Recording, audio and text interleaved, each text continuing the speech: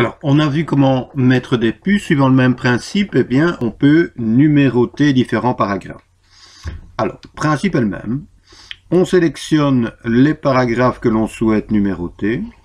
Et au lieu d'aller sur le bouton puce, eh bien, on va cliquer sur le bouton à côté numérotation. Et en cliquant dessus, il fait précéder les différents paragraphes d'une numérotation. De nouveau, même principe. L'alignement, si l'alignement ne correspond pas à ce que l'on souhaite, on doit utiliser les indicateurs de retrait pour repositionner tout ça. Si la numérotation proposée ne convient pas, eh bien, comme pour les puces, on peut choisir d'autres numérotations. Voilà, imaginons, moi je vais prendre celle-ci. Alors, vous voyez qu'en prenant celle-ci, il va mettre mon texte ici n'importe comment, tout simplement parce qu'il n'a pas assez de place.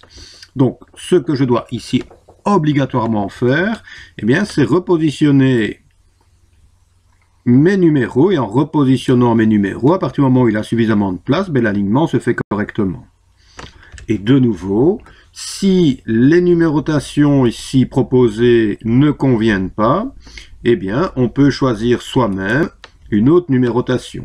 Donc, il suffit d'aller sur l'ascenseur, à côté du bouton numérotation, définir un nouveau format de numérotation.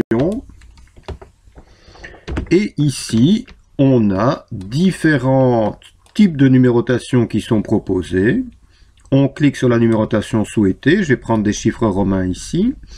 Je peux modifier la police de caractères à côté, donc agrandir, rétrécir, mettre éventuellement en couleur. Voilà, je fais quelques changements. Et puis, ce qui est intéressant, c'est ceci, l'alignement. Alors, on a trois types d'alignement pour les numéros. Gauche, centré, droite. Alors, gauche, il vous le montre bien ici, les numéros seront alignés sur leur gauche. Si je prends droite, alors je vais d'abord peut-être prendre gauche et montrer ici. OK. Voilà, vous voyez que les numéros sont bien alignés à gauche. Maintenant, je vais prendre la deuxième option, droite. Voilà, droite, il me montre déjà ici ce que ça va donner. Je clique sur OK. Voilà, vous voyez que les numéros sont maintenant alignés à droite. Et enfin, la troisième option qui, à mon avis, est moins utilisée, c'est centré.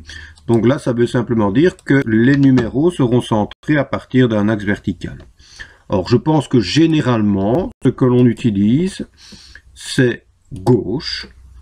OK. Alors ici, en alignant à gauche, j'ai un petit souci. Donc ça veut dire que je dois repositionner mes numéros.